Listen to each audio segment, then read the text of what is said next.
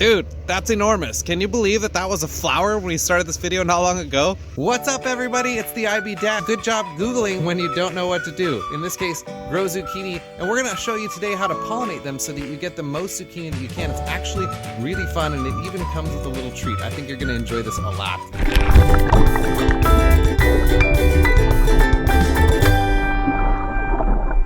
It's the perfect day to film this video, which is why I'm filming this video, because I've got a boy flower and a girl flower. What we've got to do is get the pollen from the boy flower to the girl flower. And just like with people, babies don't just happen. There needs to be a mommy and a daddy. Kids, you can ask your parents about that later. So let me show you how that works when it comes to squash, or in this case, zucchini. And I've got a zucchini right here so that you know that this will actually work, and I pollinated that myself. All kind of pumpkins and watermelons, zucchinis, all these kind of squashy looking things, they start as a vine. So they're gonna grow out of the ground like this from a seed. I just get them out of the compost, so I don't actually plant them. The end of the vine looks like this. It shoots out these little leaves and these little curlicues that grab onto things, so they climb really well. In my case, I have this ridiculous planter that I built when I first got sick, and I decided I need to eat all organic, healthy goodness. And even if you don't have some massive planter, I do encourage you to just put something up that it can climb on, because then the fruit can hang and bugs and rot won't get it. So I encourage you to do that. What needs to happen is the pollen from the boy flower needs to get to the girl flower. And normally a bee would carry that, it'd be inside the flower, and sometimes that happens. These little flies do it sometimes as well. But it's good to give the bees a day off once in a while, and sometimes they can be lazy. Sure that we get as much fruit as possible, we're going to help it out, and let me show you how to do that. As you look at the flower, let's come down here and find out if it's a boy or a girl. Oh, I see no fruit, so this is a boy flower. Over here we have another flower, and if we come around the back here, what is that? Oh, it looks like a baby zucchini, and in fact it could be. There's a baby right there. What's up, little Sterling? How are you? Oh yeah, I need a hug. Oh yeah, we don't want to step on the watermelon plant. What? Those are what watermelon leaves look like. There's another way that you can tell the difference between boy and girl flowers. I'll let you draw your own conclusions, but let me just show you the difference inside the flower.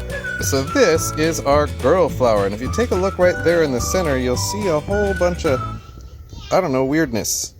Alright, now as we look at the boy flower, you'll see things look a little bit different. You just kind of got one deal in the center there. And again, I'll let you draw your own conclusions, but it will help you remember. So what we're going to do is we're going to take the boy flower, and we're going to pinch it off right there. So now we have the boy flower. It looks like this, and if you take a look inside, you'll see all of this pollen. See it dripping and dropping right there? What we're going to do is make sure that gets to the girl flower. Here's how I like to do that. We'll just use this little kale as a table. This is curly kale. It's delicious. And what we are going to do is take these leaves off, and I just kind of peel them around in a circle. Now we have this all ready to go. Again, we have our girl flower, and there's all the foldy bits. What we are going to do is take our boy flower and very gently just kind of dab it around, and that's going to get the pollen on there.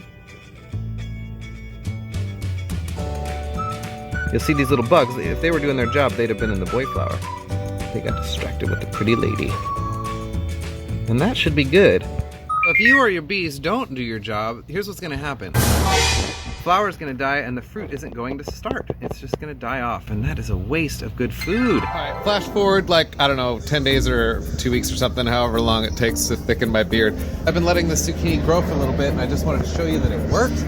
This is our actual zucchini that we pollinated together. Look at this thing. Dude, that's enormous. Can you believe that that was a flower when we started this video not long ago?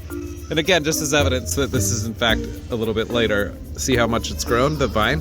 And I've got another girl flower starting over there, so pretty soon we're gonna pollinate once again and have another giant zucchini. That reminds me of another thing. I wasn't able to pollinate any flowers between when you last saw me and the 10 seconds that we did the like magic thing to get back here 2 weeks later, because I only had boy flowers for a little while. So my salads were delicious, but I kind of was having to wait for girl flowers. So a pro tip is plant a couple of squash plants, or a couple of zucchini plants in this case, so that you can cross-pollinate between the two plants, and you'll have a little bit more options and therefore a bigger crop. So I promised you guys that this job comes with a treat. It does. It's not blackberries, I'm sorry. You can watch another video for how to grow blackberries. What it comes with is squash flowers. The boy petals are really, really good. They go so good on a salad, or you can put them on a burger. I swear they have like a little bit of a cheddar taste. So I am going to enjoy this one while hopefully you guys enjoy growing some zucchini. Good luck and happy gardening.